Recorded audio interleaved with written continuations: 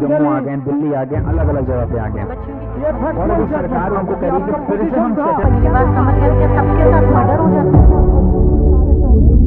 Hello everyone, I am Tanmay Tripathi and I am welcoming you all to Pahuja Law Academy. The basic purpose of this video is to make you understand that there are different ways through which the preparation can be done. अब everybody know about the UP APO. अब UP APO आया है, syllabus notified है और सबसे अच्छी बात यह है कि syllabus में you will find that new laws are there and there is no confusion about the criminal laws की मतलब एक ये नहीं है कि आईपीसी से क्वेश्चन आ सकता है या सीआरपीसी से आ सकता है. It is not the case because they have specifically notified कि सिलेबस क्या है. तो एक बार हम देख लेते हैं सिलेबस को, just have a look over the syllabus और फिर हम देखते हैं कि क्या है बाकी चीजें. ठीक है, तो देखिए अब तैयारी कैसे करें. ये जो क्वेश्चन आता है जब हमारे पास, तो हमें प्रीलिम्स भी ध्यान में रखना है और मेंस भी ध्यान में रखना है. Exactly, immediately after giving the prelims, we cannot say that within a span of 30, 40, 50 days we can prepare for the mains.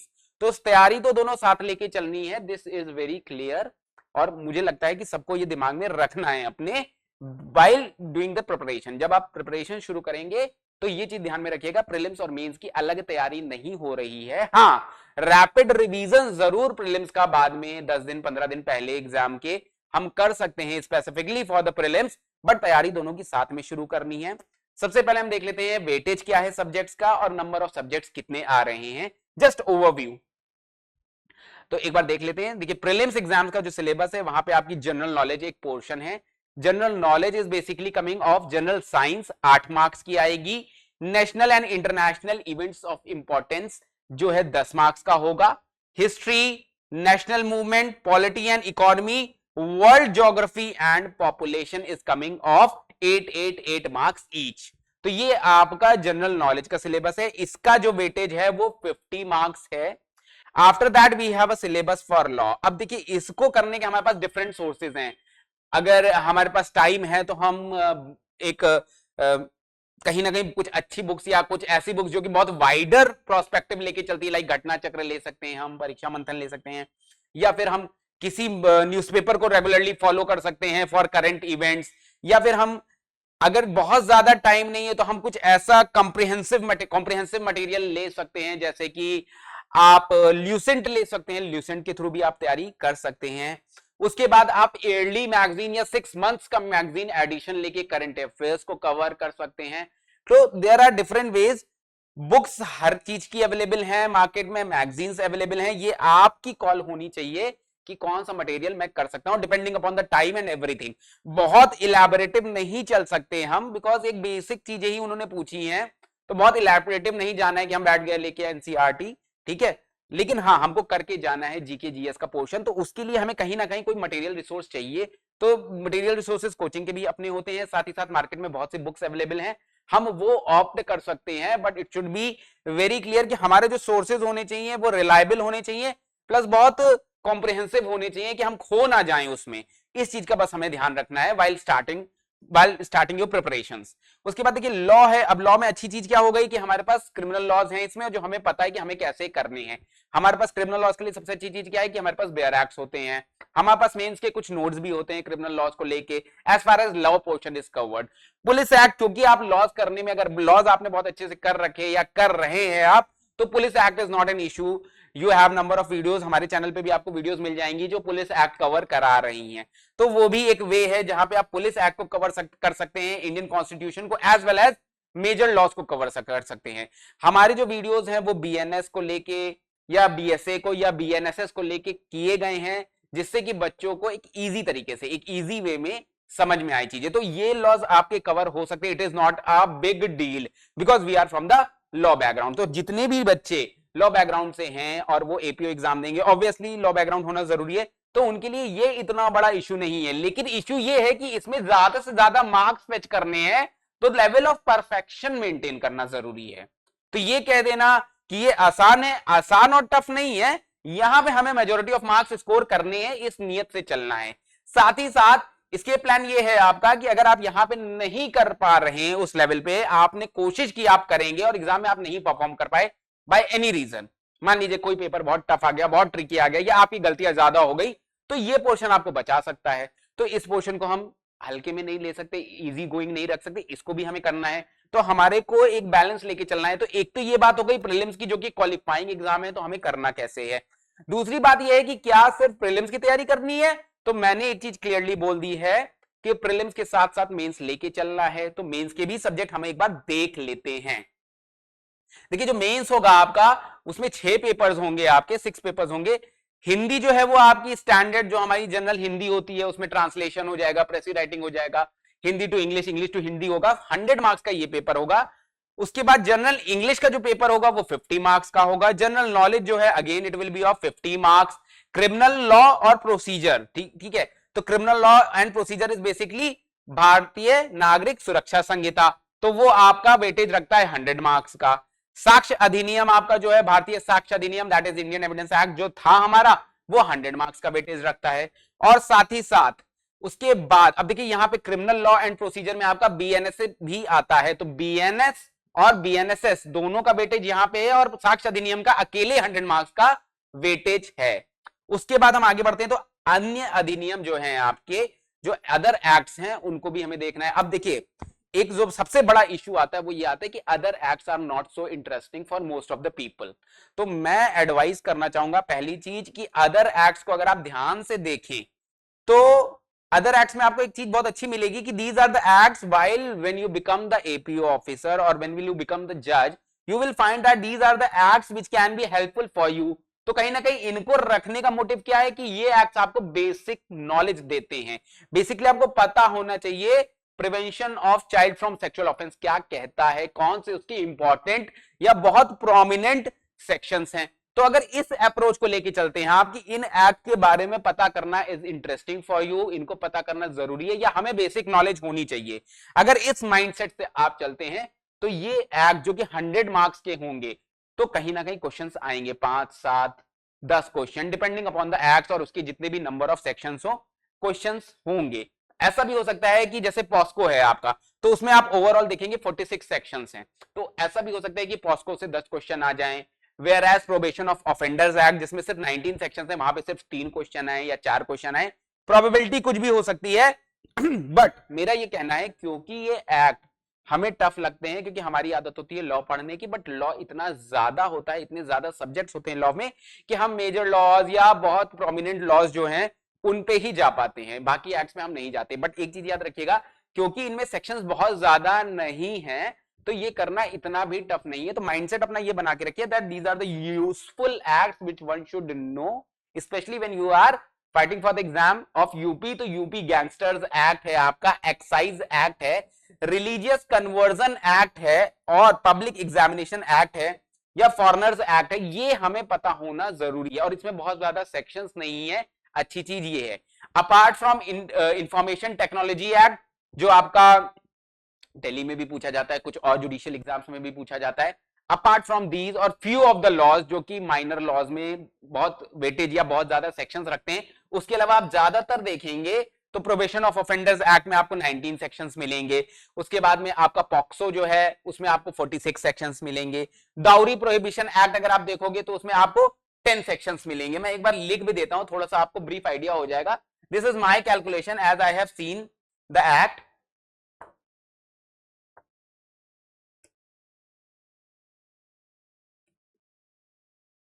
एक मिनट,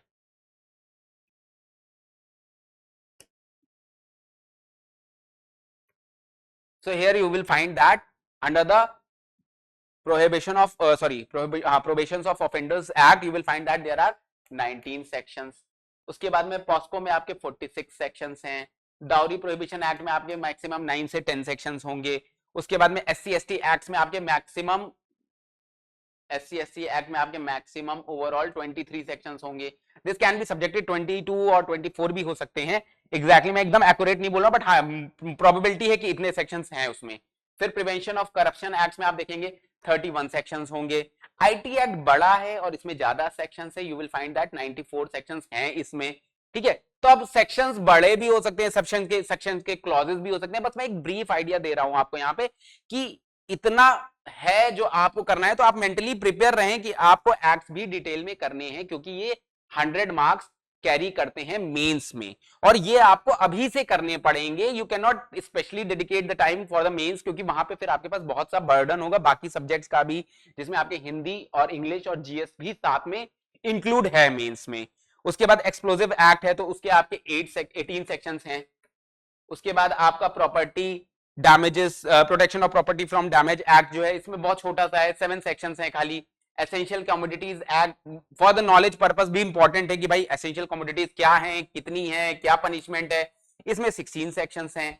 एनडीपीएस आपका बड़ा एक्ट है और ओवरऑल आप देखोगे कि इसमें 83 सेक्शंस हैं. तो ये एक बेसिक आइडिया मैंने आपको दिया है कि ये इतना वेटेज कैरी करते हैं, तो उसी हिसाब से हो सकता है पेपर डिजाइन हो कि जहां पे ज्यादा सेक्शन है वहां से ज्यादा क्वेश्चन पूछे जाएं, जहां पे कम सेक्शन है अगर वहां से ज्यादा क्वेश्चन पूछे जाते हैं then that will be very good for you. तो basic purpose of this video और detail discussion of the syllabus is just to make you understand कि एक चीज बस आप अपने दिमाग में रख लें कि आपकी प्रीलिम्स और मेंस की तैयारी साथ होगी. हाँ, माइनर एक्ट्स में आप कुछ एक्ट्स कर लें और कुछ एक्ट्स छोड़ दें जो कि आप मेंस के टाइम पे करें, that can be one of the options. But ये कह देना कि मैं एकदम से छोड़ देता हूं माइनर लॉज और सीधे मैं जब मेंस दूंगा तब मैं करूंगा, तो ऐसा ना करें. It is advised that prelims का सिलेबस अच्छे से तैयार करें और साथ ही साथ मेंस को लेके चलें, मतलब ऑब्जेक्टिव और सब्जेक्टिव दोनों ही चीजों को लेके चलें.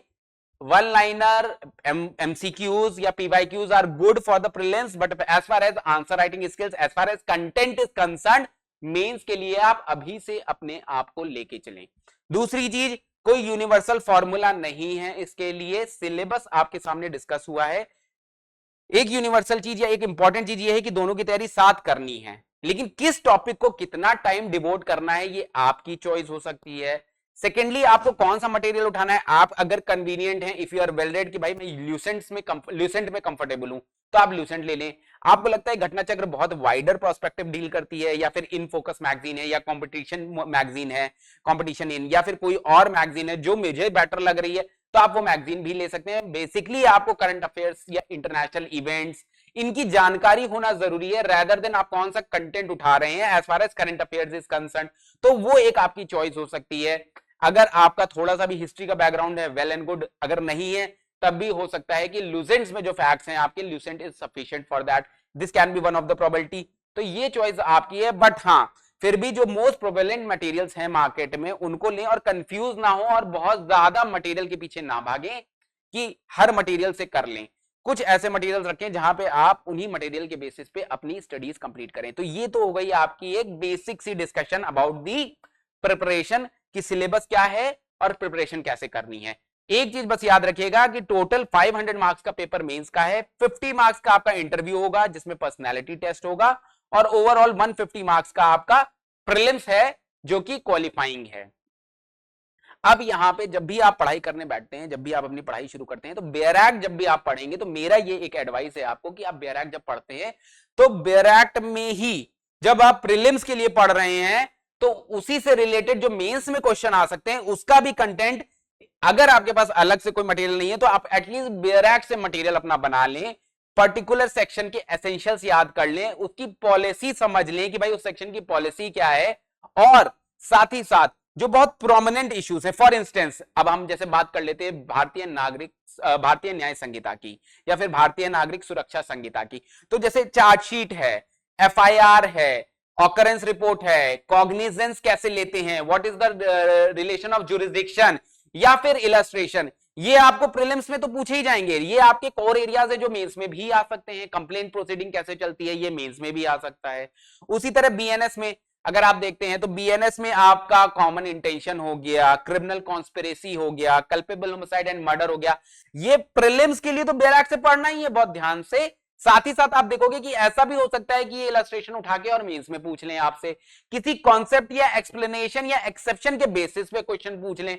तो जब प्रीलिम्स के लिए पढ़ रहे हो तो इतना डीपली आप प्रीलिम्स के लिए जरूर देखो बेयर एक्ट को कि अगर वही टॉपिक से क्वेश्चन आपका मेंस में पूछा जाए तो it will be easy for you to tackle that particular situation, because we never know कि हमारे पास मेंस के लिए कितना टाइम होगा. अगर मान लीजिए हमारे पास 40-50 दिन है मेंस के लिए, तो प्रीलिम्स की नॉलेज जितनी भी आपकी बेयर एक्ट की है, साथ ही साथ जो कंटेंट आप और याद कर सकते हो, समझ सकते हो, या आंसर राइटिंग प्रैक्टिस कर सकते हो, दोनों मिला के it might be the possibility कि आपके लिए मेंस निकालना भी बड़ा आसान हो जाए.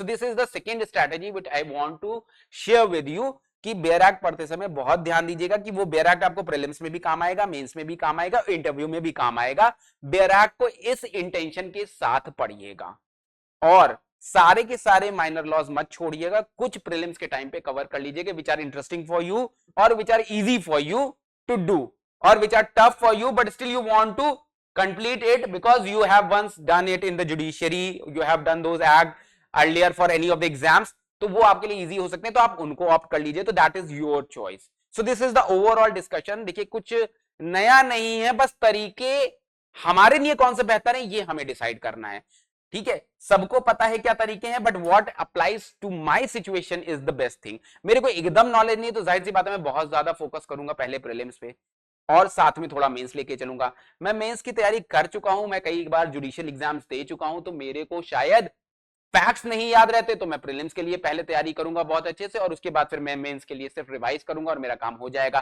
तो वो एक सब्जेक्ट टू इंडिविजुअल है, उस पर कोई टिप्पणी नहीं दी जा सकती, उसके लिए कोई स्ट्रैटेजी नहीं बताई जा सकती। ये एक जनरल सी स्ट्रैटेजी है जो सबके काम आ सकती है। अपनी सिचुएशन के हिसाब से आप तैयारी करें, बट इतना याद रखें कि आप जो कुछ भी पढ़ेंगे वो प्रीलिम्स और मेंस दोनों में काम आएगा। Either it is general knowledge portion और it is a law portion. So this is all which I want to discuss with you all. There are many people who are asking about की strategy क्या होनी चाहिए, कैसे prepare करना है। तो this is what I came across over a period of time कि भाई ऐसी इस एक सिचुएशन या ऐसी स्ट्रैटेजी फॉलो की जा सकती है। And last and not the least is this कि डिसिप्लिन्ड हो जाएं, एक रेगुलर नंबर ऑफ आवर्स अपनी पढ़ाई को जरूर दें और थोड़ा डेडिकेटेड और डिवोशन के साथ करें। Everything needs to have a motive, you need to have a motive कि I have to qualify this exams and with this aim एटलीस्ट 5 से 6 आवर्स अपनी पढ़ाई को दे। If you are having a time, अगर आपकी कोचिंग नहीं है या कोई अदर ऑक्यूपेंसी नहीं है, तो प्लीज 5 से 6 घंटे आप दें। इस एपीओ को एग्जाम को इजीली मत लें, इसको ये मत समझे कि ये बहुत छोटा सा एग्जाम है अगर आप जुडिशियल एस्पिरेंट रहे हैं तो, because there is a large competition, because we all are aware of the fact that 3 years का रूल आया है और उसकी वजह से कंपटीशन बहुत ज्यादा है। And I feel like that many of the students will be trying to give this APO exam कि 3 साल कोर्ट में रहना है, इससे बेटर है कि हम एपीओ निकाल के कोर्ट में रहें, so that we can earn also and we can secure ourself also at the same time.